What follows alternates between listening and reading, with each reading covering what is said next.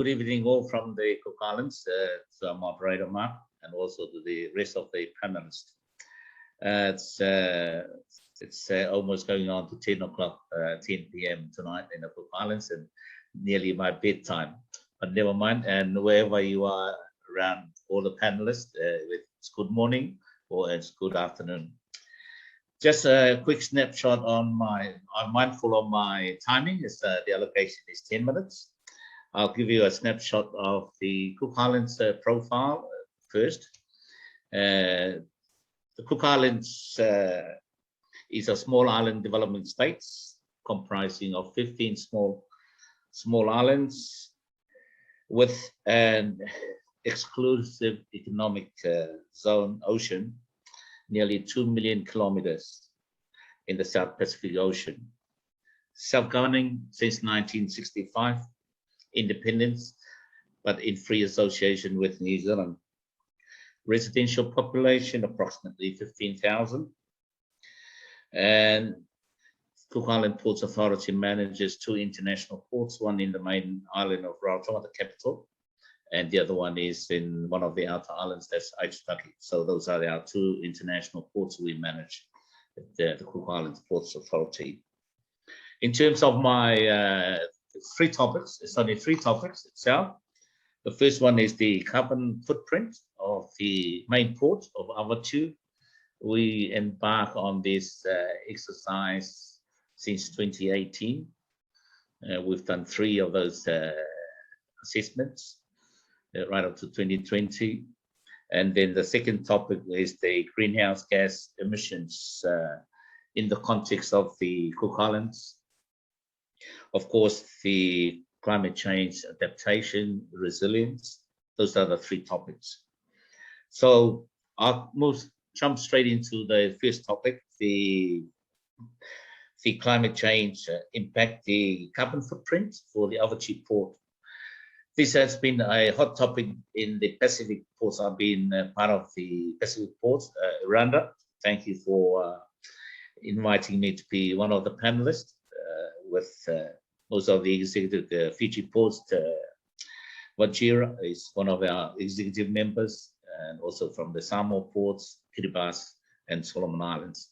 So it's an ongoing challenge for the small island states ports in terms of understanding their green carbon footprint. So the Cook Islands Ports Authority decided we go and seek some technical assistance from New Zealand to come to the Cook Islands and look at our carbon footprint. So that was the start in 2018. At least we got some database line to get some information and how we move forward. So in terms of the results since that 2018 carbon footprint assessment for the ports, the outcome of the total emissions, 117.27 tons. It's a lot in the Cook Islands context. And a lot of those, the major contributor is the mobile combustions. That is our machinery, heavy machinery. And how we do that in terms of getting that reduction in the fuel usage of these heavy equipments. The assessment identified during the shipping operations of container movements, the drivers kept their engines running. So we have to put some management in those areas to make sure the forklift drivers stop the engines while they're waiting for the other container to be unloaded, discharged from the vessel, and then to make the movements.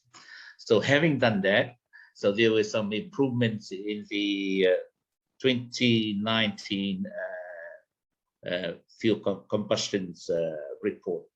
So that in 2018 is 76.10 tons. So in 2019, that came down to 65. Just trying to make some improvements in terms of efficiencies, in terms of operation, how we can reduce your fuel consumptions, and then get into the efficiencies. It's all about working smarter and not working hard, just being smarter in the operations. In 2020, that came down to 47, but that will be distorted because of the COVID pandemic that came into January 2020, February. So we went into lockdown in February 2020. So you can say 6 months of that fiscal year to the end of June, the result is not giving the truth, because the loss of tourism, because the Cook Islands got a 70% GDP is from tourism, the lockdown, close of barriers from New Zealand, no more international flights, so no tourists. So you can see the cargo volume significantly reduced during that remaining 6 months of the 2020. So that's transferred to the reduction. While it's a reduction in the fuel combustion, but that's not a true reflection because of the COVID-19 pandemic border closure. The other area we looked at during those assessments 3 years is the electricity, and working smarter and turning the power points, getting new. If you look at these light bulbs, it's all about energy efficiency light bulbs. Those are getting smarter all around the ports.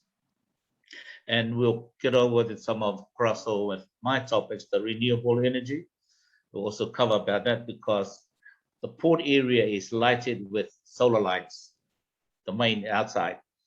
So the marina and the main port, we have about 14 solar light towers just lighting the Adaptation port itself.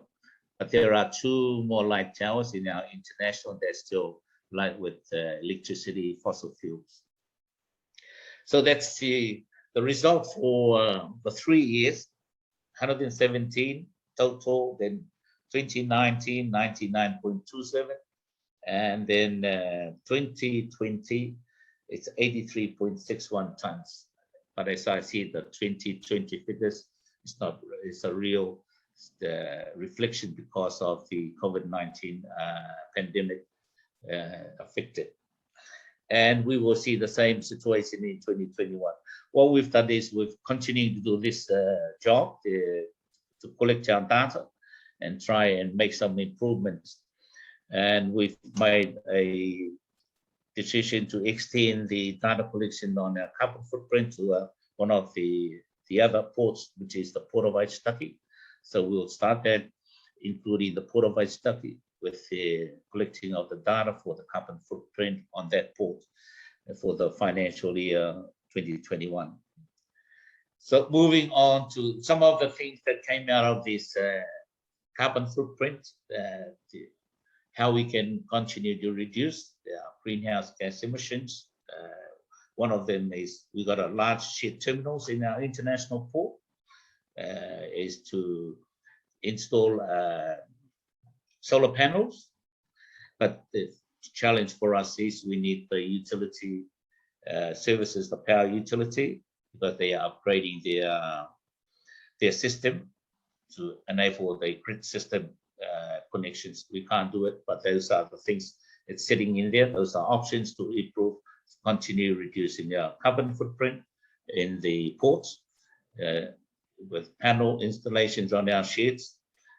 The coal iron, as Malaysia was sharing with the vessels coming in, and then hooking up the electricity while they at berth into the onshore power. Once we get the increase our capacity in the solar energy. Of course, the other initiative that's been given to us, those options, is the EV, electric vehicle charging stations, but that's something down the future. If we could look at the second topic, that is the renewable energy. This will greenhouse gas emissions topic in the context of the Cook Islands. The renewable energy has been a huge project for the Cook Islands in the Cook Island context, because the Cook Islands government embarked, I think it started in 2015, 2010, where do they want to reduce their fossil fuel electricity. So we started, the countries committed to that reduction in the fossil fuel in terms of greenhouse gas emission. So all the outer islands, I can confirm, since 2015, they've achieved installation of solar power right throughout the outer islands by 2015.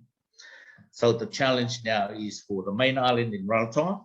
So if I may share some information, For you people, just to read out, the Cook Islands government released National Communication Overview Report of the greenhouse gas emissions across the Cook Islands economy, concluded that the overall greenhouse gas emission for the Cook Islands were 65,574 tons of CO2 emission, with the great majority, 79% or 54,963 tons of CO2 coming from energy sector emissions.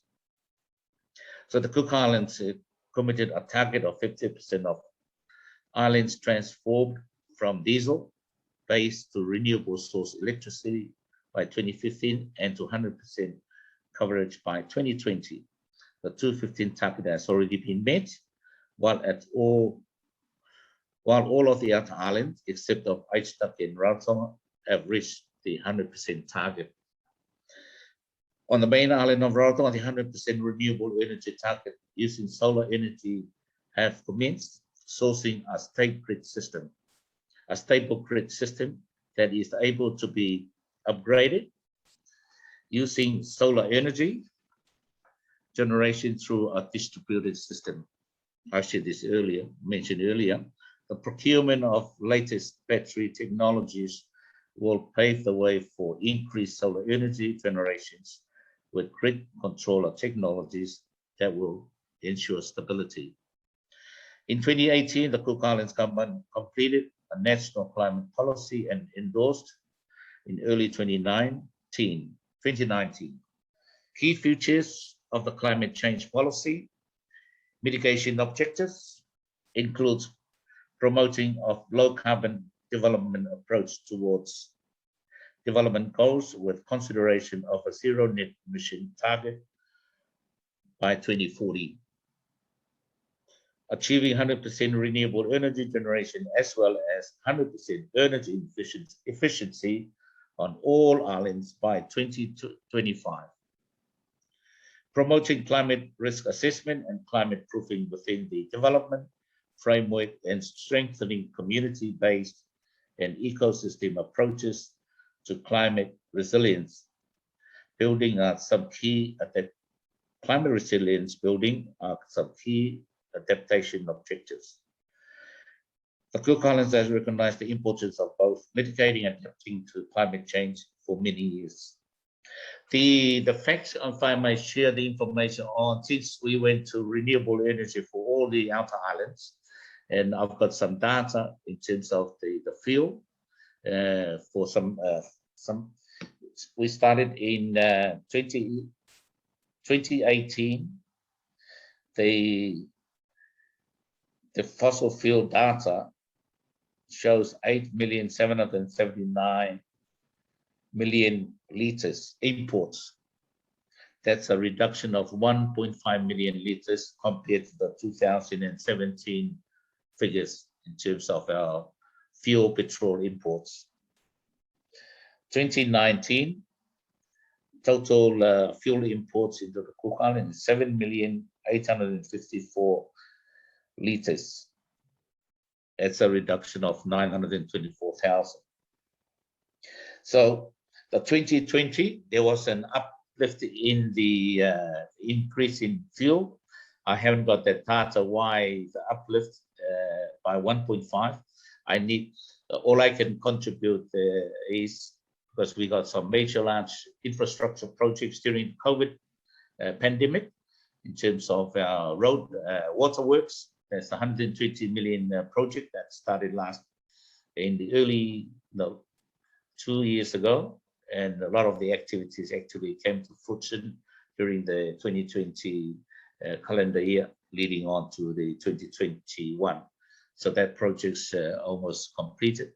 The other major project is infrastructure project is our roadworks. So that would have contributed in the increase in the fuel imports, because for the machinery equipment, to this increase in new equipments being imported into the islands to assist with these major infrastructure projects such as the water and the roads. Well, I'm looking at why those starters all of a sudden increase in 2020 compared to the 2019. So the other third topic is the climate adaptation resilience. The other two ports we embarked on the 24.2 million New Zealand dollars to upgrade the other two port. It is our main port, and that work commenced in 2010 and then delivered in 2014. So during that period itself, there were what's been in the design phase prior to the construction because of the sea level rise. So if I could share that with you, from an operation perspective, building the new wharf of further 0.5 meters higher than proposed to cater for forecast sea level rise will result in operation issues, especially for the many small coastal ships that use the port. The alternative proposed is to design the wall to that the wharf face and adjacent pavement can be raised by 0.5 meters in the future if required. This will require the wall to be designed for the future load increase, resulting in additional steel in the wall face and increase in capacity of the anchors. So in the design of our upgrade that started in 2010, 2011, part of that design was to improve the sea level rise design. What that means is, depends on the sea level rise over the next 50 years. So it's already been incorporated in the design of this project. So what it does then is we just increase the concrete pavement on the top by reducing some of the costings by 0.5 meters. So that's an initiative that was looked at. We raised during our consultation process with the bank, and of course that's the Asian Development Bank, and of course with our project managers from New Zealand. I'll talk about the climate adaptation resilience, the maritime transport climate resilience itself in the context of, I think, the Pacific and the Cook Islands.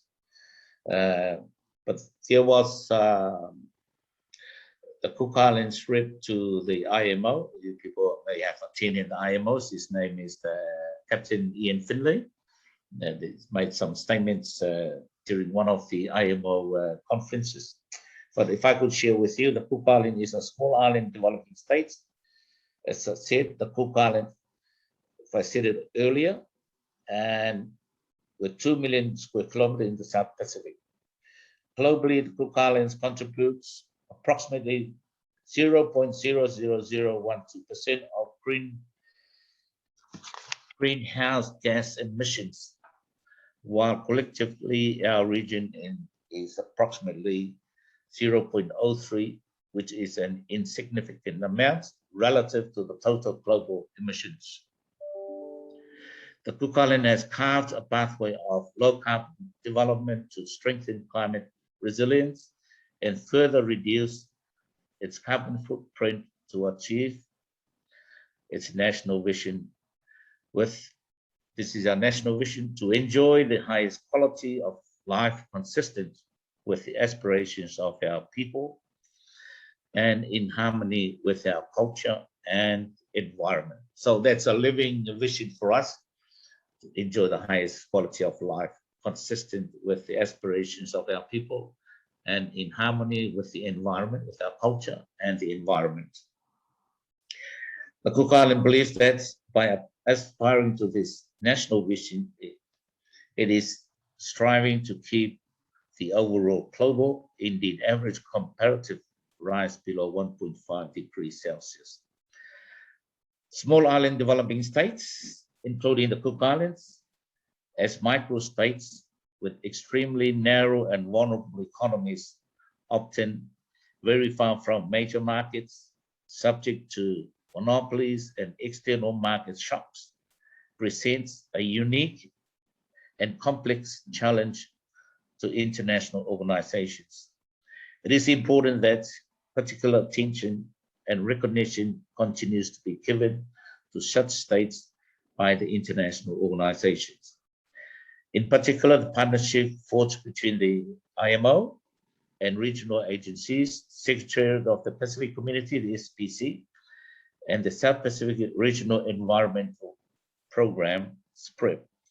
But we also need to recognize that more can and should be done to protect those of us who are most vulnerable to our changing world, including in the consideration of measures being taken to try to mitigate such changes.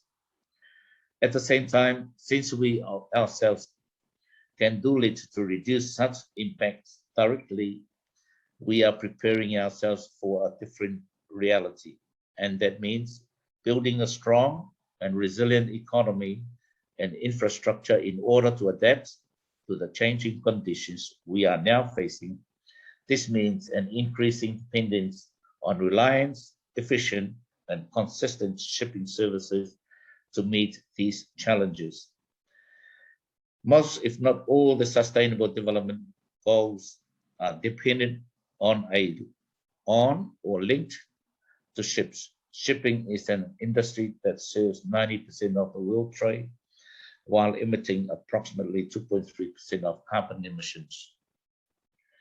Of particular interest to our Pacific region are those SDGs addressing the alleviation of poverty, ensuring food security, promoting a resilient economy, and support of our tourism industry, which is the mainstay of our economy. Without the ships that we are dependent on, such SDG targets cannot possibly be met, and our islands already vulnerable to climate change impacts will be further penalized. I think what we're trying in that statement to the IMO is the domestic shipping vessels. As you all know, throughout the Pacific, Randa knows this, we share the same concerns, because the cost of getting ships, we buy these from Europe, maybe 15, 20 years old, because of the cost. Finance is a real challenge for us. So we buy these ships and then they put it into a smaller island states economy to service our small islands in the outer islands.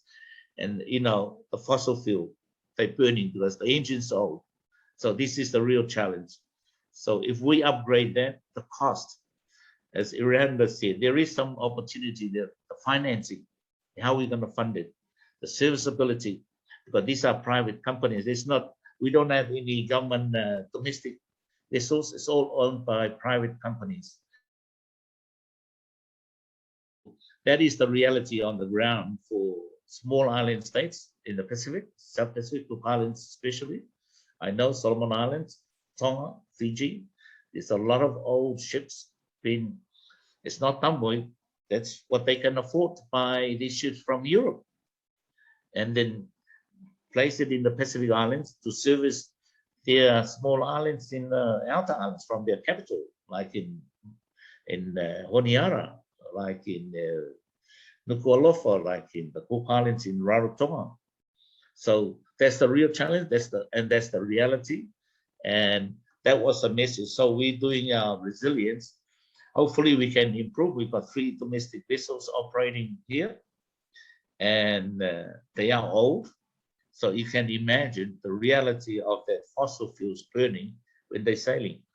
But on the flip side of is we are doing our best to reduce our greenhouse gas emissions through renewable energy, through working smarter in the ports, and in other areas where the government is looking, and hopefully what we said in our ambition goals to zero by 2040, or 100% and 100% efficiencies by 2025.